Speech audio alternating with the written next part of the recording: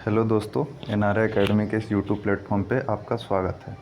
दोस्तों, अपने पिछले वीडियो में मैंने आपको ये बताया था कि अगर आप 2022 में इंडिया की किसी भी सेंट्रल यूनिवर्सिटी में एडमिशन लेना चाहते हैं तो आपको एक एग्ज़ाम देना पड़ेगा जिसका नाम है NTA CUET।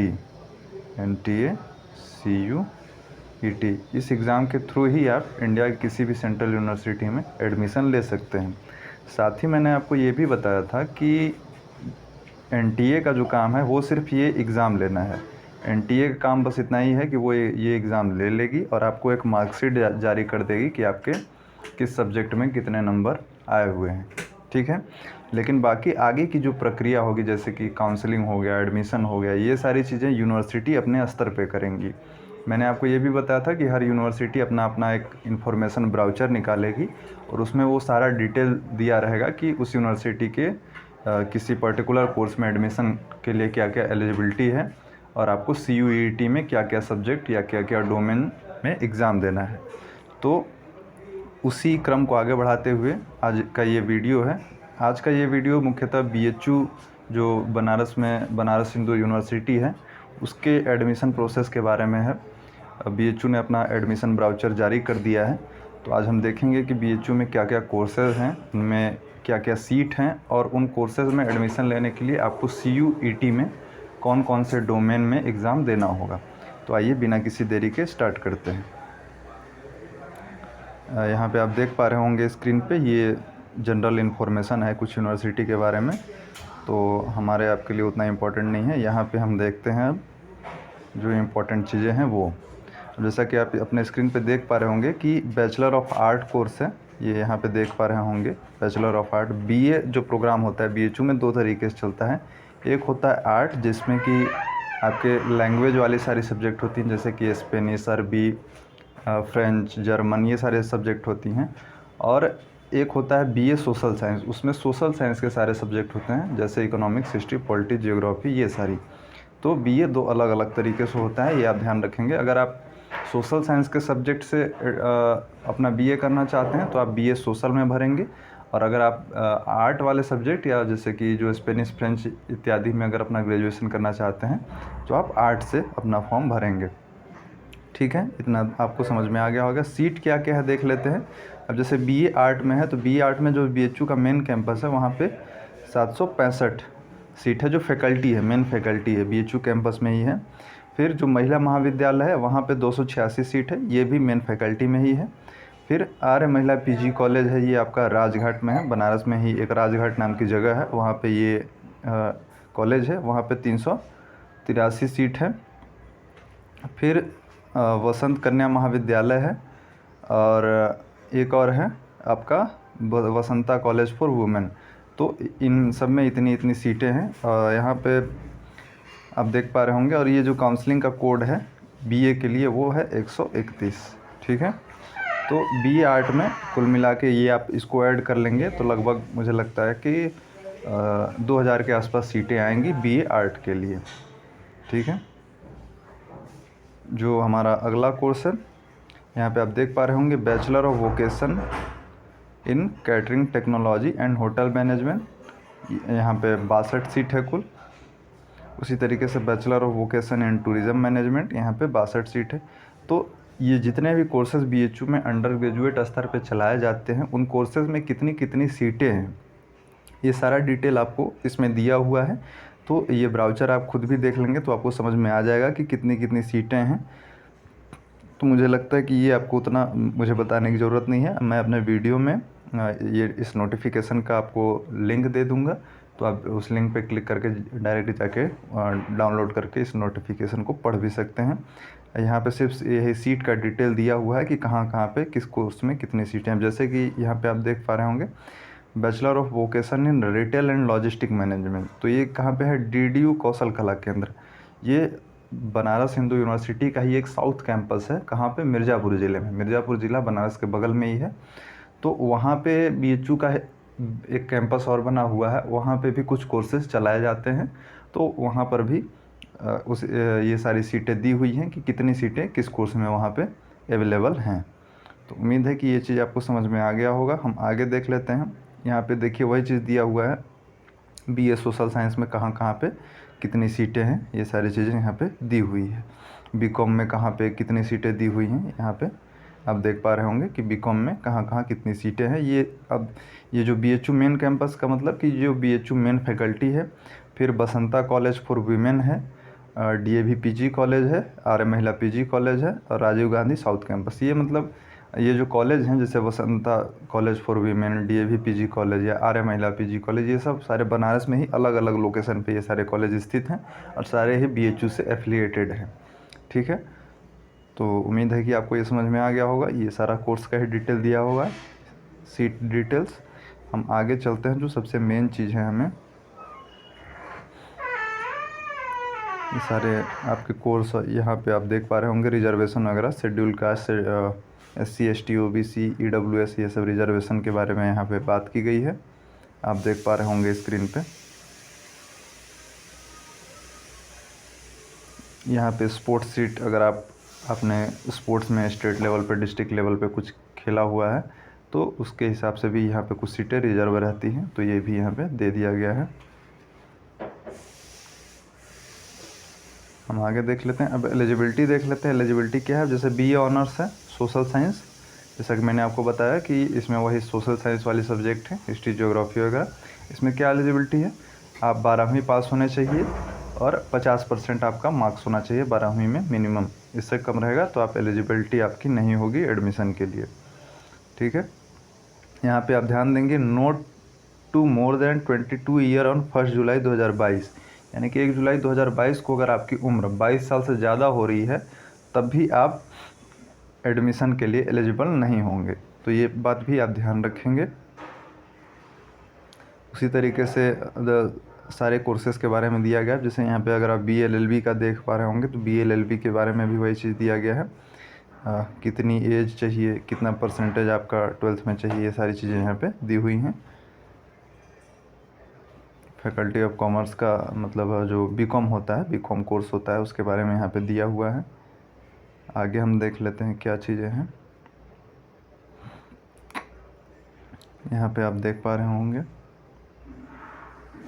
ये सारी चीज़ें वही हैं, कोर्स एलिजिबिलिटी के बारे में दिया हुआ है। जैसे आप BA आर्ट से आप अगर BA भर रहे हैं तो उसमें क्या एलिजिबिलिटी है, वही 10+2 मतलब 12th होनी चाहिए, मिनिमम 50% मार्क्स, 22 साल से ज़्यादा उम्र नहीं होनी चाहिए, और यहाँ पे सीट डिटेल दिया हुआ है कि कहाँ पे कितनी सीटें अवेलेबल है। यहाँ पे जैसा कि मैंने आपको बताया कि BA आर्ट, अगर आप आर्ट से भर रहे हैं तो क्या क्या आपको सब्जेक्ट अलॉट होंगे, जैसे हिंदी हो गया, कन्नड़ा हो गया, Marathi, Persian, Pali, Sanskrit, Tamil, Telugu, Urdu, Nepali, English, Japanese, Chinese, German, French, Russian, ancient Indian history and culture, history of art, philosophy, linguistic, geography, mathematics, statics, tourism and travel management, ये सारे सब्जेक्ट आपको आर्ट में पढ़ने होंगे अगर आप BA आर्ट से अप्लाई करते हैं तो ये सारी चीज़ें यहाँ पे हैं। कुछ प्रोफेशनल कोर्स भी होते हैं यहाँ पे BHU में ही, जैसा कि स्क्रीन पे देख रहे होंगे अभी आप, bachelor of vocation in tourism and hospitality management, bachelor of vocation in banking, insurance and retailing, ये सारे कुछ टेक्निकल कोर्स भी होते हैं। तो ये आप ब्राउचर अच्छे से देख लेंगे और पहले अपनी एक लिस्ट बना लेंगे कि आप किस किस कोर्स में इंटरेस्टेड हैं करने के लिए। जैसे कि मान लीजिए कि आप BA सोशल का भरना चाहते हैं, लेकिन साथ में चाहते हैं कि कुछ आप प्रोफेशनल कोर्स मतलब कुछ वोकेशनल कोर्स, व्यावसायिक कोर्स, उनमें भी आप अप्लाई करना चाहते हैं, और आप चाहते हैं कि अगर उन वोकेशनल कोर्स में आपका एडमिशन हो जाए तो आप उसी में लेंगे। तो ये आप लिस्ट बना लेंगे अपने पसंद नापसंद के हिसाब से। इन कोर्सेज़ के बारे में पूरी डिटेल मैंने अपने एक एक वीडियो में बना कर अपने चैनल पर डाली हुई है, तो आप वहाँ से जाके उन कोर्सेज़ के बारे में देख सकते हैं कि उन कोर्सेज़ में क्या आगे करियर अपॉर्चुनिटी है उन कोर्सेज़ के करने के बाद। तो वहाँ से आप जाके ये सारी चीज़ें देख सकते हैं, आपको अच्छे से समझ में आ जाएगा कि इन कोर्सेज़ में क्या है और किस तरीके से इन कोर्सेज़ को करने के बाद आपको आगे फ्यूचर में क्या बेनिफिट होगा। तो वो सारी चीज़ें मैंने वीडियो में बताई है, आप जाके वहाँ से भी वो वीडियो देख सकते हैं। यहाँ पे आपका फ़ीस डिटेल भी देखिए दे दिया है इन लोगों ने कि किस कोर्स के लिए कितनी आपको फ़ीस पे करनी होगी। तो ये बड़ी अच्छी चीज़ है कि इसी में इन्होंने फ़ीस भी दे दिया है ताकि आपको किसी भी तरीके की आगे प्रॉब्लम ना हो। ठीक है, आगे हम देख लेते हैं। जो सबसे मुख्य चीज़ है, जैसा कि मैंने आपको बताया कि क्या क्या सब्जेक्ट, बाकी चीज़ें तो आप खुद भी पढ़ के समझ सकते हैं।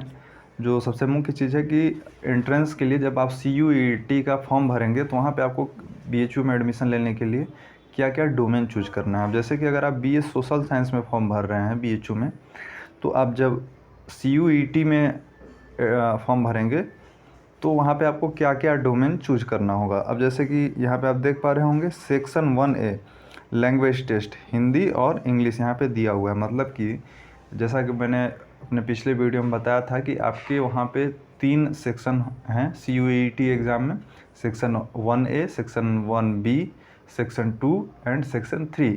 सेक्शन 1A में सारी इंडियन लैंग्वेज थी, सेक्शन 1B में आपकी सारी फॉरेन लैंग्वेज थी, सेक्शन 2 में जो भी आपके डोमेन सब्जेक्ट होते हैं वो सारे के सारे डोमेन सब्जेक्ट थे, और जो सेक्शन 3 था वो था जनरल टेस्ट। तो यहाँ पे आप देख पा रहे होंगे कि सेक्शन 1A से आपको 2 सब्जेक्ट चूज करना है, हिंदी या इंग्लिश, मतलब कोई एक, हिंदी या तो आप हिंदी करें या इंग्लिश करें, एक ही आपको ज़रूरी है। और उसके बाद आपको सेक्शन 3 जनरल टेस्ट। इसका क्या मतलब हुआ? इसका मतलब ये हुआ कि अगर आप BHU में BA सोशल साइंस में एडमिशन लेना चाहते हैं तो आपको सेक्शन 1A से हिंदी या इंग्लिश चूज करनी है। जब आप फॉर्म भरेंगे तो वहाँ पे आप अगर आप हिंदी में अच्छे हैं तो हिंदी चूज कर ले, इंग्लिश में अच्छे हैं तो इंग्लिश चूज कर लें, ठीक है।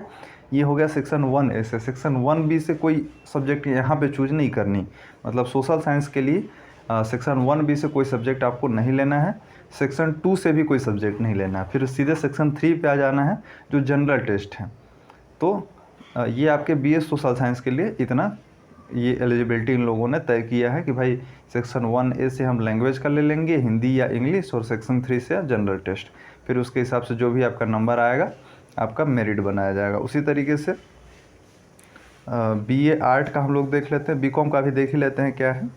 BCom में इन्होंने क्या किया है कि सेक्शन जो 2 है, जो डोमेन वाला सब्जेक्ट था, मैंने आपको उस वीडियो में बताया भी था कि 27 डोमेन सब्जेक्ट हैं सेक्शन 2 में।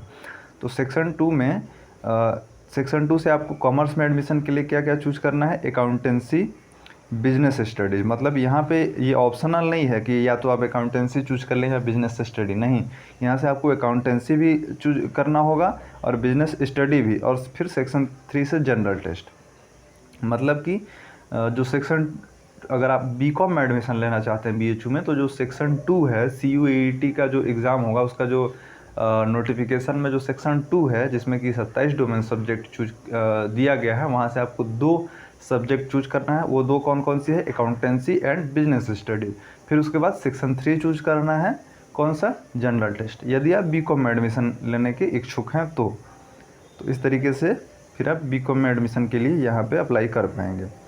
साइंस में आइए देख लेते हैं BSc जो मैथ ग्रुप वाले हैं, जो लोग BSc मैथ या जिन्होंने 12th अपनी मैथ से करी है और वो BHU में BSc करना चाहते हैं मैथ से, तो उसके लिए क्या क्या इन लोगों ने डोमेन किया है। तो यहाँ से सीधे सीधे इन लोगों ने दे दिया सेक्शन 2 से। सेक्शन 2 में 27 डोमेन सब्जेक्ट है, वहाँ से आपको यहाँ पे 3 चूज करना होगा, फिजिक्स, केमिस्ट्री, मैथ, यदि आप BSc मैथ में एडमिशन लेना चाहते हैं। उसी तरीके से यदि आप BSc बायोलॉजी में एडमिशन लेना चाहते हैं तो सेक्शन 2 से ही जो डोमेन सब्जेक्ट वाला है, फिजिक्स, केमिस्ट्री, बायोलॉजी, ये 3 सब्जेक्ट आपको चूज करना है और इन्हीं तीनों का एग्ज़ाम देना होगा आपको। फिर उसके बाद आप BSc बायोलॉजी में एडमिशन के लिए एलिजिबल हो जाएंगे। एग्रीकल्चर में इन लोगों ने क्या दिया है? एग्रीकल्चर में ठीक है, देखिए यहाँ पे एग्रीकल्चर में इन्होंने ऑप्शनल कर दिया है। ऑप्शनल कैसे? कि या तो आप ये वाला ले लें फिजिक्स, केमिस्ट्री, बायोलॉजी, या फिर ये वाला ले लें फिजिक्स, केमिस्ट्री, मैथ, या फिर ये वाला बायोलॉजी, केमिस्ट्री एंड एग्रीकल्चर। मतलब तीनों में से कोई भी आप चूज कर सकते हैं। मान लीजिए कि आपने अपनी 12th मैथ से करी हुई है तो आप क्या कर सकते हैं? आप ये वाला पहला ले सकते हैं, फिजिक्स, केमिस्ट्री, मैथ वाला ले सकते हैं, या फिर आप ये तीसरा वाला ले सकते हैं, बायोलॉजी, केमिस्ट्री एंड एग्रीकल्चर। उसी तरीके से अगर आपने 12th बायोलॉजी से करी हुई है तो ये आप दूसरा वाला ले सकते हैं जो फिजिक्स, केमिस्ट्री, बायोलॉजी दिया हुआ है, या फिर ये वाला चूज कर लें। एग्रीकल्चर से आपने 12th करा हुआ है तो आप ये वाला चूज कर सकते हैं। मतलब कोई भी इनमें से आप चूज करके एग्ज़ाम दे सकते हैं, और ये तीनों यहाँ पे आपको ऑप्शनल कर दिया गया है। तो तीनों में से कोई भी कॉम्बिनेशन आप चूज करके एग्ज़ाम दें एग्रीकल्चर के लिए। ये हो गया BSc एग्रीकल्चर की बात। आगे हम देख लेते हैं आगे क्या है। हाँ, आर्ट के लिए, आर्ट में क्या है, इन लोगों ने आर्ट के लिए क्या दिया है? आर्ट में आपको 1 ऐसे लैंग्वेज, हिंदी या इंग्लिश और जनरल टेस्ट सेम वही है जो बीए सोशल वाला है। मतलब कि अगर आप ये कॉम्बिनेशन चूज करते हैं, लैंग्वेज टेस्ट आपने हिंदी या इंग्लिश को चूज कर लिया और सेक्शन 3 से आपने जनरल टेस्ट चूज कर लिया, तो आप बीए आर्ट और बीए सोशल साइंस दोनों के लिए एलिजिबल हो जाते हैं ऑटोमेटिकली। मतलब कि अब आपको अलग से कुछ चूज नहीं करना, अलग से कोई एग्ज़ाम नहीं देना। आप बस कितने एग्ज़ाम देंगे? आप सिर्फ 2 एग्ज़ाम देंगे। एक आप लैंग्वेज का टेस्ट देंगे हिंदी या इंग्लिश का, और एक आप जनरल टेस्ट देंगे, और उसके बाद आप एलिजिबल हो जाएंगे किसके लिए? बीए आर्ट के लिए भी और बीए सोशल के लिए भी। उम्मीद है कि आपको चीज़ें समझ में आ रही होंगी। हालांकि अभी ये पहला साल है, मैं समझ सकता हूँ कि बहुत सारे स्टूडेंट, बहुत सारे बच्चों को कन्फ्यूजन होगा, चीज़ें समझ में नहीं आ रही होंगी, लेकिन इसमें घबराने वाली कोई बात नहीं है। धीरे धीरे चीज़ें समझ में सबको आ जाएंगी, क्योंकि अभी तो ये पहला साल है। एनटीए के द्वारा ये जो इतना बड़ा एग्ज़ाम लिया जा रहा है, तो जो लोग पहले से जानते हैं चीज़ों को, जो लोग अपना पढ़ाई कर चुके हैं या एजुकेशन फील्ड से जुड़े हुए हैं, पढ़ा रहे हैं बच्चों को, तैयारी करवा रहे हैं, उन्हीं को समझने में काफ़ी टाइम लगा। मुझे खुद जब ये शुरू नोटिफिकेशन आया था, तो मुझे ही काफ़ी समय लग गया इसको अच्छे से समझने में। तो अब आप लोग तो अभी बच्चे हैं, तो चीज़ें इतनी जल्दी समझ में नहीं आएंगी। हाँ, बस इतना ध्यान रखें कि जो बताया जा रहा है आप उतना कर लें। बहुत ज़्यादा अगर आप अपने से समझने की कोशिश करेंगे तो आप ज़्यादा कन्फ्यूज होंगे। इसलिए जो चीज़ें यहाँ पे बताई जा रही हैं अभी आप फ़िलहाल वही करते चले जाएँ। जैसे कि मैंने आपको बताया कि यदि आप बीए आर्ट में या फिर बीए सोशल में एडमिशन लेना चाहते हैं, तो आपको जब आप फॉर्म भरेंगे, CUET का फॉर्म भरेंगे, किसका? CUET का, तो आपको वहाँ पे क्या करना है? वहाँ पे आपको डोमेन चूज करना है। क्या क्या डोमेन में आप जब जो फर्स्ट ए सेक्शन है, फर्स्ट ए, वहाँ से आप या तो हिंदी चूज करेंगे या फिर इंग्लिश चूज करेंगे, और उसके बाद जो सेक्शन 3 है जनरल टेस्ट वाला, वो आप चूज कर लेंगे और उसका एग्ज़ाम देंगे, तो आप बीए सोशल और बीए आर्ट दोनों के लिए एलिजिबल हो जाते हैं BHU में एडमिशन के लिए। तो उम्मीद है कि ये चीज़ आपको समझ में आ रही होगी, आप समझ पा रहे होंगे। अब देखिए यहाँ पे भी और भी कोर्स में आपको बन जाता है सेम एग्ज़ाम देके, जैसे कि यहाँ पे BVOC in catering technology and hotel management, same वही वाला पैटर्न देखिए यहाँ पे रखा है हम लोगों ने।